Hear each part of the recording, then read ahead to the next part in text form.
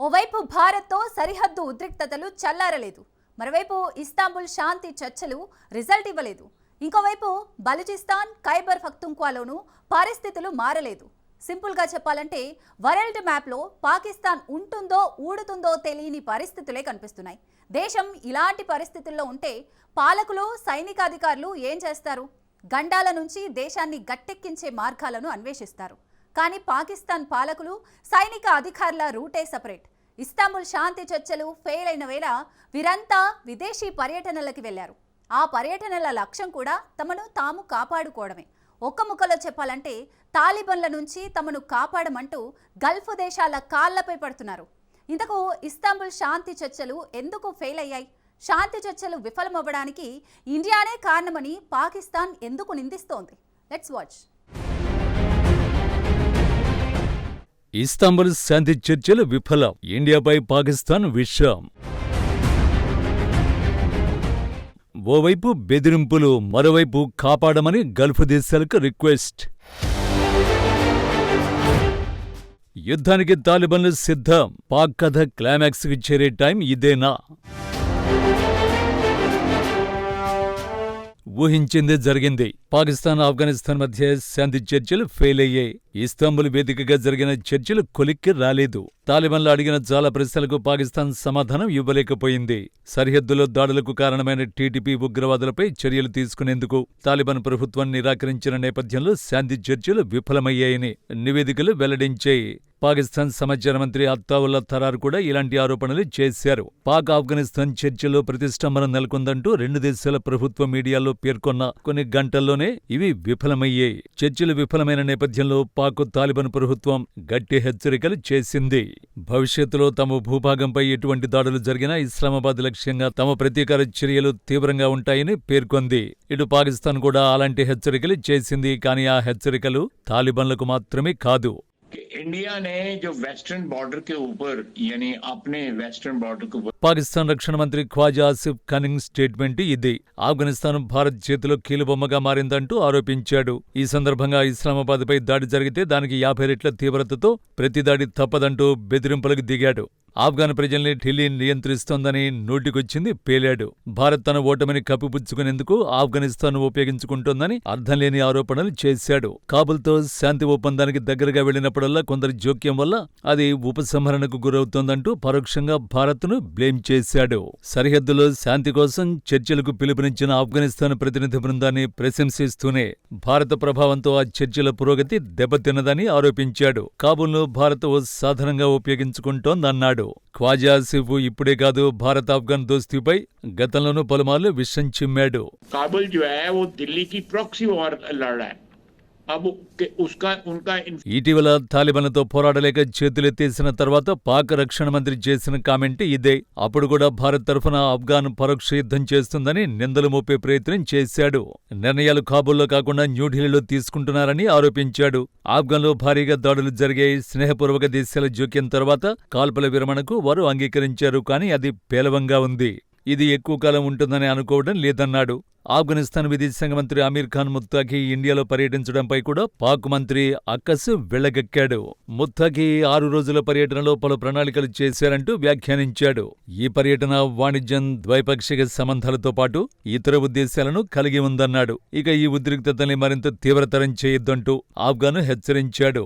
Overall గా మోడీ ప్రభుత్వమే వెనకొండి తాలిబాన్లతో పాక్పై దాడులు చేయిస్తోందన్నది ఖ్వాజా ఆసిఫ్ ఆరోపణ.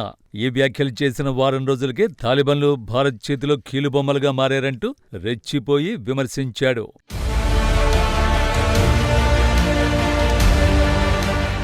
నిజానికి ఖ్వాజా ఆసిఫ్ ఆరోపణల్ని తాలిబాన్లు ఎప్పుడూ ఖండించారు. భారత్ వల్లే ఆఫ్ఘాన్ దాడులు చేస్తోందనే వాదనపై ఇటీవలే ఆఫ్ఘనిస్తాన్ రక్షణ మంత్రి మౌలావి మొహమ్మద్ యాకూబ్ ముజాహిద్ స్పందించారు. పాకిస్తాన్ వ్యాఖ్యలు నిరాధారమైనవిగా పేర్కొన్నారు. పాక్ ఆరోపణలు ఎంతమాత్రం ఆమోదయోగ్యం కాదు. ఆఫ్ఘనిస్తాన్ స్వతంత్ర దేశంగా ఇండియాతో సంబంధాలను కొనసాగిస్తుంది. అదే సమయంలో పాక్తో మంచి సంబంధాలు కూడా కోరుకుంటుందని తెలిపారు. ఆఫ్ఘన్ పాకిస్తాన్ మధ్య ఉద్రిక్తతలు ఎవరికీ ఉపయోగపడవని, మా విధానంలో ఆఫ్ఘన్ భూభాగాన్ని ఇతర దేశాలకు వ్యతిరేకంగా ఉపయోగించడం ఎప్పుడూ ఉండదని తెలిపారు. తాలిబాన్ రక్షణ మంత్రే కాదు, తాలిబాన్ ప్రభుత్వంలో మంత్రులు భారత్కు అనుకూలంగా స్వరం పెంచుతున్నారు. ఈ పరిణామాలే పాకిస్తాన్కు కంటి మీద కొనుకు లేకుండా చేస్తున్నాయి. ఈ క్రమంలోనే ఇండియాపై నోరు పారేసుకుంటున్నారు.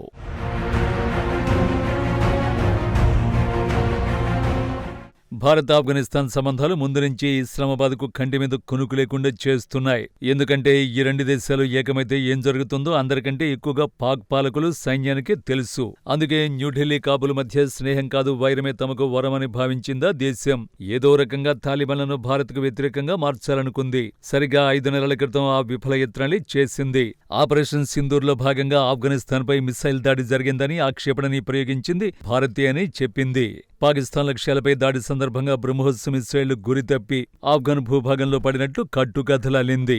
తద్వారా తాలిబాన్లను ఇండియాపైకి ఉసిగొల్పాలి అనుకుంది. కానీ తాలిబాన్లు పాక్ చెప్పింది నమ్మలేదు. ఎందుకంటే వాళ్లు పాకిస్తాన్ లీడర్లలాగా తెలివి తక్కువ నేతలు కాదు.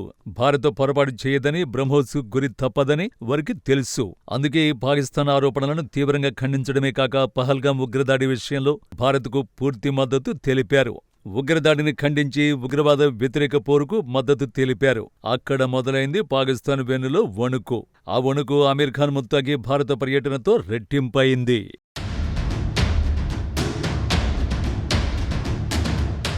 తాలిబాన్ విదేశాంగ మంత్రి భారత్లో అడుగుపెట్టిన రోజే కాబూల్లో వైమానిక దాడులు నిర్వహించడానికి ఆ భయమే కారణం. తాలిబాన్లు ఇండియాకు దగ్గరవ్వకూడదనుకుంది కాబట్టి ముత్తాకి భారత్లో ఉన్నప్పుడే కాబూల్ ఎయిర్ స్ట్రైక్స్ నిర్వహించి భయపెట్టే ప్రయత్నం చేసింది. కానీ తాలిబాన్లు భయపడే రకాలు కాదు, భయపెట్టే రకాలు. భారత గడ్డపై నుంచి ముత్తాకి అదే చేశారు.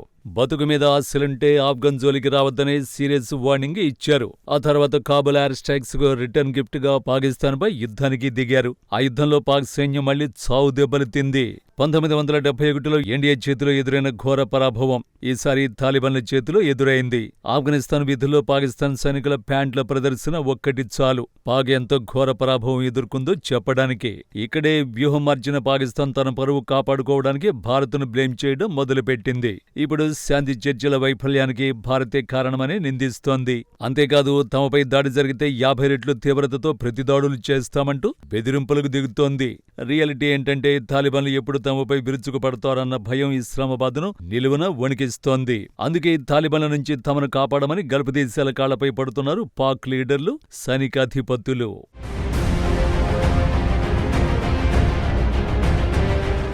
ఇస్తాంబుల్లో శాంతి చర్చలు జరుగుతున్న సమయంలోనే పాక్ లీడర్లు గల్ఫ్ దేశాల బాట పట్టారు. తమను మరోసారి రెచ్చగొడితే ఈసారి పాకిస్తాన్ రాజధానిని నాశనం చేస్తామంటూ తాలిబాన్ అధినాయకత్వం చేస్తున్న ప్రకటనలు పాకిస్తాన్కు వణుకు పుట్టిస్తున్నాయి. దీంతో తమను కాపాడాలని గల్ఫ్ దేశాలను వేడుకుంటోంది ఆ దేశం. ఇటీవలే పరస్పర రక్షణ ఒప్పందం చేసుకున్న యుఏఈపై భారీ ఆశలు పెట్టుకుంది. యుద్ధ భయంతో పాకిస్తాన్ అగ్రనాయకత్వం విదేశాలకు పారిపోయినట్లు ఇప్పటికే పలు కథనాలు వస్తున్నాయి. ప్రస్తుతం పాకిస్తాన్ అగ్రనాయకత్వం సౌదీ అరేబియాలో ఉన్నట్టు నివేదికలు చెబుతున్నాయి. పాక్ ప్రధానమంత్రి షహబాజ్ షరీఫ్ రియాద్లో జరుగుతున్న ఫ్యూచర్ ఇన్వెస్ట్మెంట్ ఇనిషియేటివ్ సమావేశంలో పాల్గొన్నారని, అలాగే ఆయన సౌదీ అగ్రనాయకత్వంతో అనేక ద్వైపాక్షిక సమావేశాలను కూడా నిర్వహించే ఛాన్స్ ఉన్నట్లు సమాచారం. ఇదే సమయంలో సౌదీ అరేబియా నుంచి కొన్ని 100 మైళ్ల దూరంలో ఉన్న జోర్డాన్లో Pakistan army chief field marshal Munir ఉన్నాడు. బంగ్లాదేశ్లో పాకిస్తాన్ దేశ మిలిటరీ నంబర్ 2 మీర్జా షంషాద్ బేగ్ దౌత్య చర్చల పేరుతో పర్యటిస్తున్నాడు. తాలిబాన్లు ఎప్పుడు దాడి చేస్తారా అని పాకిస్తానీలు కంటి మీద కొనుకు లేకుండా గడుపుతున్న వేళ వీరంతా విదేశాల్లో పర్యటించడం హాట్ టాపిక్ గా మారింది. తమను తాము కాపాడుకోవడానికే పాకిస్తాన్ టాప్ లీడర్లు విదేశీ పర్యటనకు వెళ్లారనే చర్చ కూడా నడుస్తోంది. ఎందుకంటే భారత్ ఆఫ్ఘాన్తో ఒకేసారి తలపడాల్సి వస్తే ఏం జరుగుతుందో ఆ దేశ లీడర్లకు బాగా తెలుసు.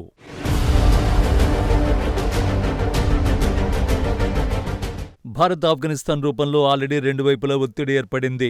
పాకిస్తాన్కు తూర్పు ఆగ్నేయ దిశలో భారత్ సరిహద్దు ప్రాంతం ఉంది. జమ్మూ కశ్మీర్, పంజాబ్, రాజస్థాన్, గుజరాత్తో పాకిస్తాన్ సరిహద్దు పంచుకుంటోంది. దీని పొడవు సుమారు 3323 కిలోమీటర్లు. ఇక పాకిస్తాన్కు పశ్చిమ వాయవ్య దిశలో ఆఫ్ఘనిస్తాన్ సరిహద్దు ఉంది. దీనినే డ్యూరాండ్ లైన్ గా పిలుస్తారు. దీని పొడవు సుమారు 2670 కిలోమీటర్లు. ఈ సరిహద్దు ఖైబర్ పఖ్తుంఖ్వా, బలూచిస్తాన్ ప్రాంతాల్లో ఉంది.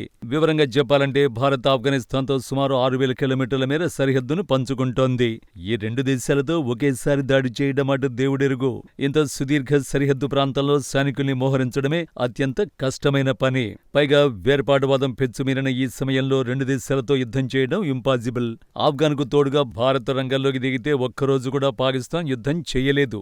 ఇది తెలుసు కాబట్టే సరిహద్దులో తీవ్ర ఉద్రిక్తతలు కొనసాగుతున్న వేళ గల్ఫ్ దేశాల కాళ్లపై పడే ప్రయత్నాలు జరుగుతున్నాయనేది విశ్లేషకుల మాట.